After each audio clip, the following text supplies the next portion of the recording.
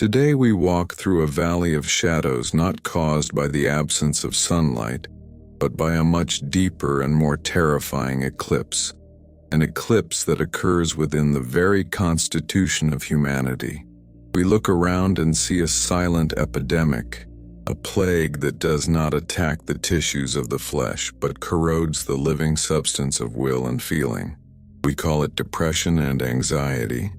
We label it as chemical imbalances. We treat it with substances aimed at silencing the organism's cry. But rarely, or perhaps never in conventional medicine, do we stop to listen to what the soul is trying to say through this excruciating pain. To understand the true genesis of this suffering, we need the courage to tear the veil of materialism that has blinded modern humanity and look through the eyes of one of the greatest visionaries of the 20th century, Rudolf Steiner.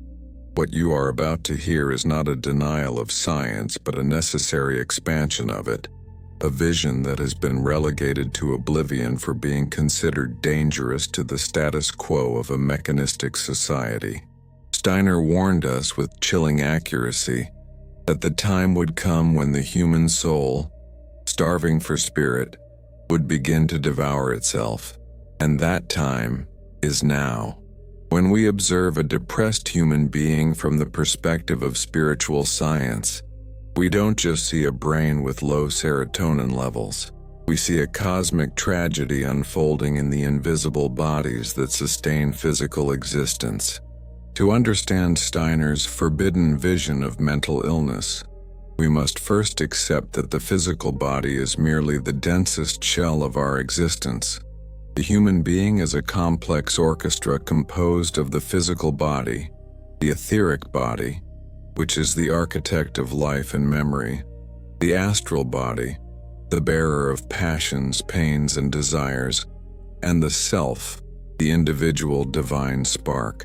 Health, according to Anthroposophy, is the musical harmony between these bodies.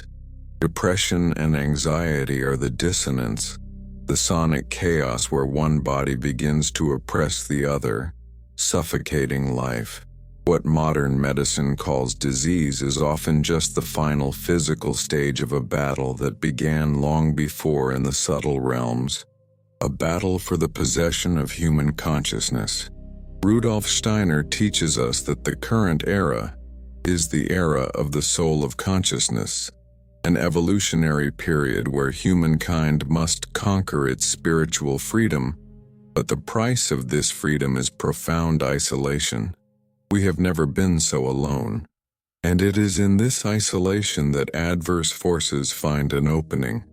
Steiner described two titanic forces that pull the human soul in opposite directions, trying to divert it from its central path. On one side, we have the forces of Lucifer, beings of false light, of heat, of expansion, who want to tear us from the earth, dissolve us into fantasies, into spiritual egoism, into an escape from reality. Anxiety, in its spiritual essence, is often an excess of Luciferian influence. It is the astral body vibrating uncontrollably, unable to anchor itself in the here and now, living in an imagined catastrophic future, fleeing from the gravity of earthly responsibility. The anxious person is out of their mind, literally. Your astral body is painfully detaching itself from its physical etheric support, like a fire consuming a house. On the other hand, and perhaps more prevalent in the gray lethargy of modern depression, we have the forces of Ahriman. Ahriman is cold intelligence, the spirit of excessive gravity, of materialism, of petrification. If Lucifer wants to make us fly away from reality, Ahriman wants to chain us to it, to convince us that we are merely intelligent animals, biological machines destined for dust. Deep depression is the icy embrace of Ahriman. It is when the etheric body, which should be fluid, vibrant, full of vital rhythms, begins to harden, to lose its plasticity. The soul feels heavy, the world loses its color, Hope becomes an abstract and distant concept because the human being has been cut off from its spiritual source of nourishment. Steiner was emphatic in saying that materialism is not just a wrong philosophy, but a real pathogenic force. Believing that nothing exists beyond matter sickens the etheric body. It is like trying to cultivate a flower in a dark room. Without the light of the spiritual concept, the vital force withers. And when the life force withers, the physical body becomes a coffin for the soul, an unbearable weight to carry. But let's delve deeper, because Steiner's vision is surgical. He speaks to us about the intrinsic relationship between rhythm and health.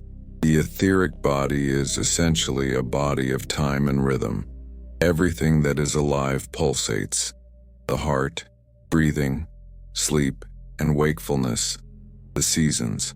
Modern life, dictated by machines and technology, purely Ahrimanic domains, has destroyed human rhythm. We live in a constant arrhythmia. We sleep late, eat dead products, are bombarded by artificial light and fragmented information. This arrhythmia directly attacks the etheric body. When the etheric body is weakened, it can no longer act as the healthy mediator between the physical body and the astral body. The result? The astral body falls upon the physical. Imagine the astral body as a high-voltage electrical substance and the physical body as a delicate wire. The etheric body is the insulation. When this insulation wears down due to a lack of rhythm and spiritual meaning, the voltage of the astral burns the physical. This manifests as the physical pain of depression, chronic fatigue that no amount of sleep can cure, and constant irritability. The human being literally feels their soul scratching at their flesh. Steiner invites us to observe, with the eye of the spirit, what happens during sleep. In sleep, the astral body and the self detach from the physical and etheric realms to recharge in the spiritual world. It is a process of cosmic breathing. For the depressed or anxious person, this process is interrupted. They carry materialistic worries, fear, and a lack of reverence for the sacred into the threshold of sleep. They cannot truly let go. Instead of ascending to the spheres where the healing archetypes reside, they remain trapped in an intermediate zone, a sub-physical sphere of nightmares and incomplete restoration. They wake up more tired than when they went to bed because during the night, they fought useless battles instead of drinking from the fountain of life. Insomnia is not just a brain disorder. It is the soul's fear of entering a spiritual realm that it has learned to deny during wakefulness. How can we expect to find peace at night if we spend the whole day affirming, through our thoughts and culture, that the spirit does not exist? This contradiction creates unbearable tension in the hidden architecture of the human being. However, there is an even greater mystery that Rudolf Steiner unveils, something that touches on the wound of our time, the weakening of the self. The self is the conductor, the maestro. When the self is weak, the other bodies, the physical, the etheric, and the astral, become autonomous and anarchic. Depression is often the sign that the self has abdicated the throne. Without a strong self to direct the will, the instincts of the astral body take over. Anxiety, compulsive desires, or the inertia of the physical body dominates. Depression, lethargy. But why is the self so weak today? Because it is not nourished. The nourishment of the self is not bread, nor water, nor entertainment. The nourishment of the self is truth, beauty, and goodness. It is active thought, concentration, meditation. In a world where we are passive consumers of ready-made images and information, the self atrophies. Steiner said that thinking is a spiritual act. When we cease to think actively and merely react to external stimuli, we surrender our sovereignty to external forces. The soul drifts, and a soul adrift is easy prey for despair.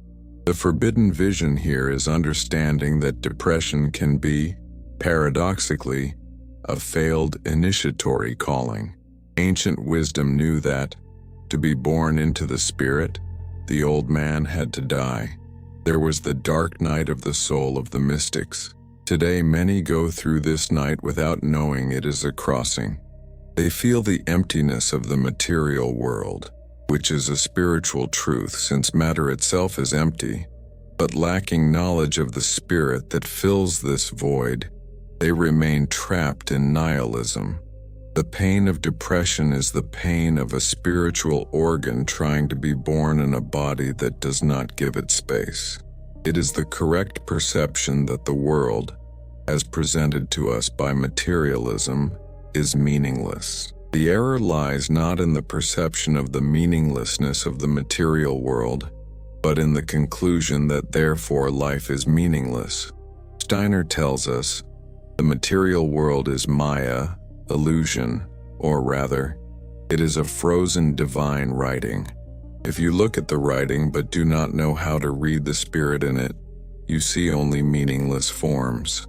The cure begins not by drugging perception to make meaninglessness bearable, but by learning to read the divine writing again, to re-enchant the world through a new cognitive faculty.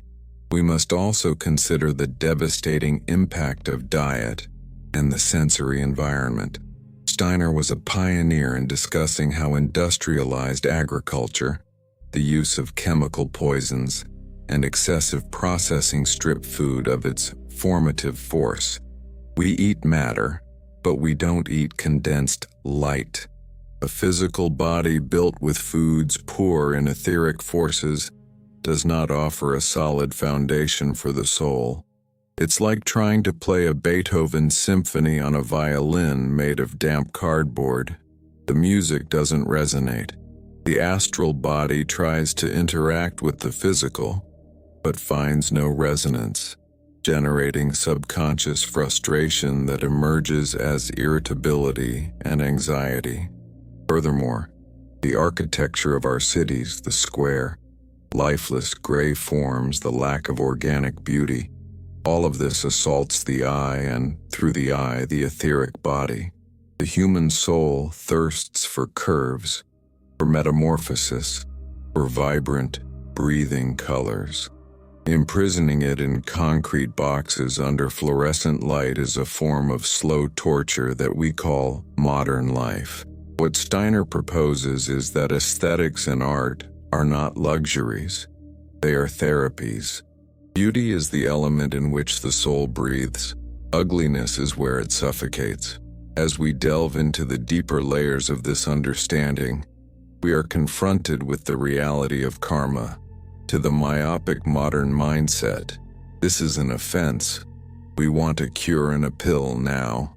But Steiner reminds us that we are eternal beings on a long journey of learning. Certain tendencies toward melancholy or restlessness may be echoes of past lives, untied knots that we have brought to resolve now. Not as punishment. The concept of punishment is childish and human, not divine, but as a need for balance. Perhaps in a past life, we were excessively frivolous, ignoring the depth of existence, and now we carry a body that compels us, through the weight of depression, to look inward. Or perhaps we were excessively rigid and dogmatic, and now anxiety forces us to deal with uncertainty and lack of control. Seeing illness in the light of karma removes the weight of victimization. It ceases to be, why is this happening to me? And becomes, what do I need to learn from this? It transforms useless suffering into creative suffering. And creative suffering is the beginning of inner alchemy. But be warned, this is not about passive resignation. Anthroposophy is a path of will. Steiner doesn't ask us to accept depression and stay in bed. He challenges us to strengthen the self so that it can carry the cross of the lower bodies. It's a battle against the dragon. The dragon of depression wants to devour us through inertia. The dragon of anxiety wants to burn us with its false fire. The night, which is our higher self, must awaken, and this awakening often begins at the point of greatest darkness. It is when rock bottom becomes the foundation of a new inner cathedral. Materialistic science says, "You're broken, take this to heart." Rudolf Steiner says, "You are in metamorphosis, and pain is the breaking of the cocoon." Don't glue the cocoon back together. Grow wings. But how do we grow these wings when we don't even have the strength to get out of bed? How do we invoke the spirit when it seems to have abandoned the universe? This is where we enter the territory of occult strengthening practices, exercises of will and thought that Steiner prescribed as remedies for the ailing soul of the 21st century. The first step to escaping this labyrinth is not to try to feel good immediately, as feelings are volatile and deceptive at this stage. The first step is to seek truth, objectively and calmly. It is to begin observing nature not as a resource, but as a mystery. Steiner suggested simple exercises, such as observing the growth of a plant, not analytically, but imaginatively, feeling the rhythm of the leaf's expansion, the blossoming of the flower. Doing this daily for 5 minutes begins to reintroduce rhythm into the etheric body. It is physiotherapy for the soul. Does this seem too simple for those suffering from panic attacks or deep depression? Do not underestimate the power of reconnecting your inner breath with the breath of the world. Illness comes from closing in on oneself. Healing comes from breathing with the cosmos. We now enter into Holy of Holies from spiritual psychology, where truths become so sharp that they can wound before they heal. Rudolf Steiner, in his vast clairvoyance, described a monumental figure that every human being must encounter in their evolution, the guardian of the threshold. In the ancient mystery schools, the neophyte was prepared for decades for this encounter. Today, in everyday life, the encounter happens without warning, without preparation, in the chaos of the subway or in the deafening silence of an empty room. Severe depression and paralyzing anxiety are often the distorted face of this guardian. He represents the sum of all that we have not yet redeemed, the collective shadow of our imperfections that blocks entry into the conscious spiritual world. When the modern soul, hungry for spirit but blinded by intellect, stumbles upon this threshold, it recoils in terror. This recoil is a nervous breakdown. The soul senses the vastness of the beyond, but terrified by its own moral nakedness before the guardian, it contracts violently. Depression is this contraction. It is the subconscious refusal to cross the threshold because we feel unworthy or unprepared. But the mystery deepens. Steiner warned us that the Ahrimanic forces, those that desire the mechanization of man, have a particular interest in keeping humanity in this state of paralysis. A depressed human being is a human being whose will has been neutralized, and a neutralized will cannot create a future. It only repeats the past. Mechanical repetition is the triumph of Ahriman. Observe the thoughts of a person in deep depression. They are circular, obsessive, repetitive. I'm worthless. Nothing will work out. I'm tired. This is not living thought. It is mineralized, automated thought. It's as if a malevolent artificial intelligence had hacked the mental body and placed a loop of destructive code to run infinitely. The forbidden view here is understanding that these thoughts, they are not yours. They are suggestions. astral parasites that feed on the substance of your pain. Identifying with them is the fatal mistake. The first act of freedom is to say, "This thought of death is in me, but it is not me." And here we touch on the wound of the nervous system. For Anthroposophy, the nervous system is a system of death, awakened consciousness. The cold lucidity we value so much is obtained at the cost of vitality. When we think, we destroy a small part of organic life in the brain. Sleep restores this. However, in chronic anxiety, the process of nervous death does not cease.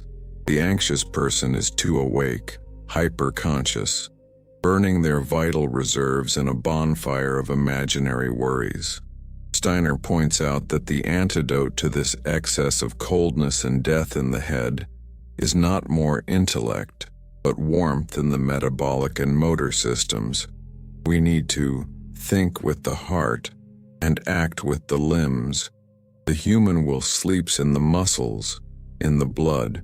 The cure for mental alienation lies in conscious and rhythmic physical action, not the mechanical exercise of the gym, which is often just vanity, Lucifer, or repetition, Ahriman, but movement full of meaning, eurythmy, manual labor, gardening, art. When hands work with love, the brain rests and regenerates. We then arrive at the point of maximum tension, the climax of this spiritual battle. Steiner did not leave us orphaned in the midst of the storm. He pointed to the regency of Archangel Michael, the spirit of our time. Michael is not a passive religious figure. He is the archetype of cosmic courage. Depression and anxiety are ultimately crises of fear. Fear of the void, fear of pain, fear of annihilation. Ahriman and Lucifer operate through fear and seduction. Michael operates through freedom and courage. The image of Michael subduing the dragon is not that of killing it, but of keeping it under control at his feet. The dragon is our own lower nature, our uncontrolled impulses, our inertia. We must not kill our ego or our desires as some ascetic spiritualities preach, for this would make us weak for life on earth. We must indeed tame the dragon with the spear of spiritualized will. Depression is the dragon sitting on our chest, suffocating us. Anxiety is the dragon spitting fire into our eyes. The Michaelic act is to rise up, inwardly, and look the dragon in the eye. But how? How do we summon this force when we feel like worms?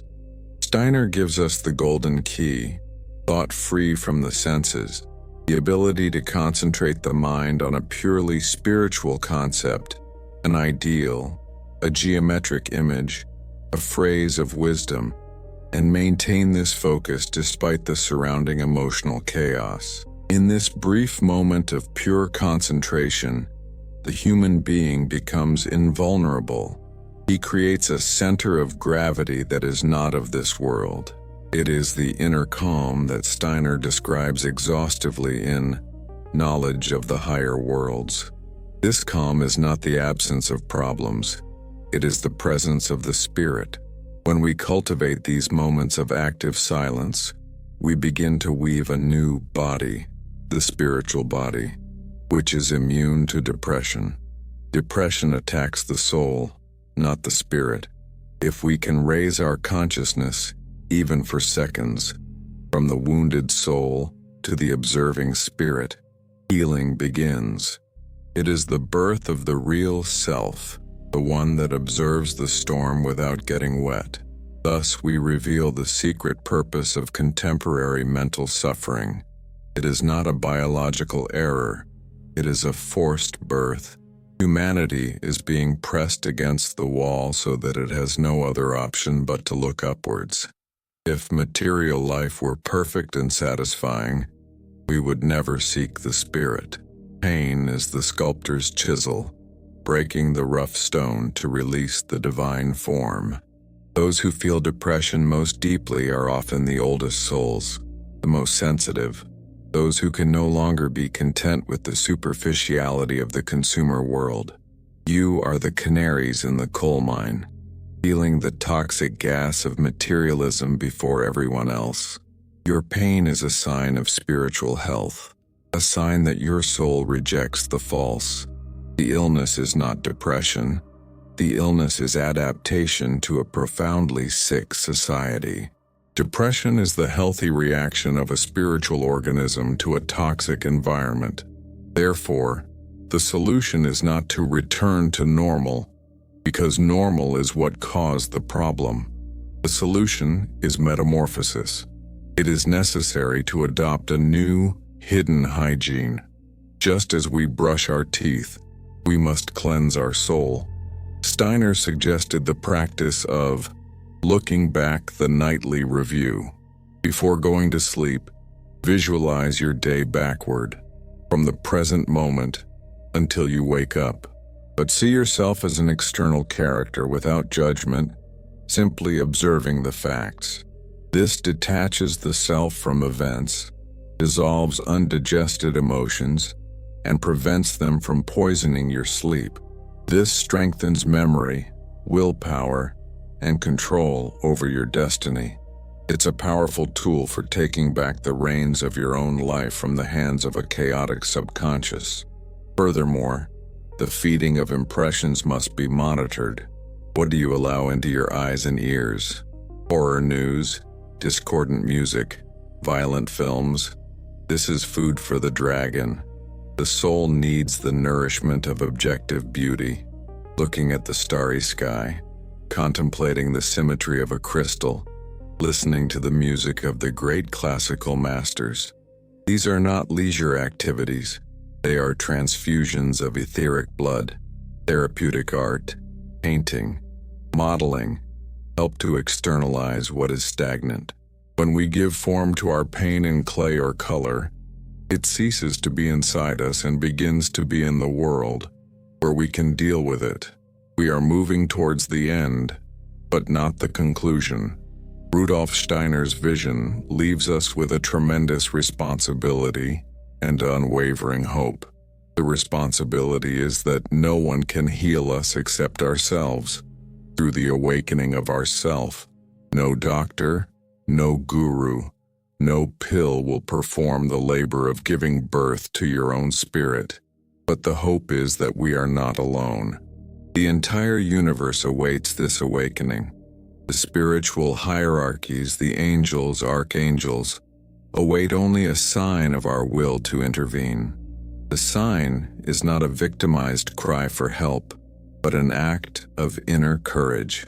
The moment you decide, in the midst of the most absolute darkness, to light the small candle of I want to understand, I want to evolve, the cosmos responds. Depression and anxiety in this light cease to be invincible monsters and become stern guardians. They block the path back to childhood unconsciousness, forcing us to march forward to the painful yet liberating consciousness of the spirit. The dark night of the soul precedes the dawn of the spirit. If you are in darkness now, know this. It is because you are being prepared to endure a great light. Do not give up on the process. The caterpillar must dissolve completely for the butterfly to be born. You are in the dissolution phase.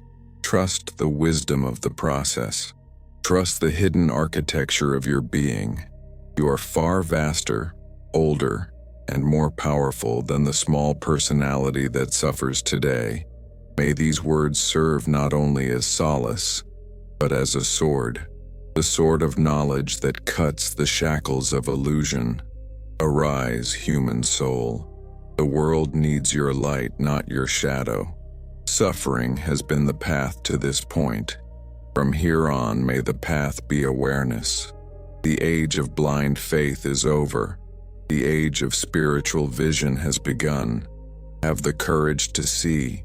If this content resonated with you, if you felt the resonance of these truths in your own soul, please like, comment on your experience, and subscribe to the channel for more revelations.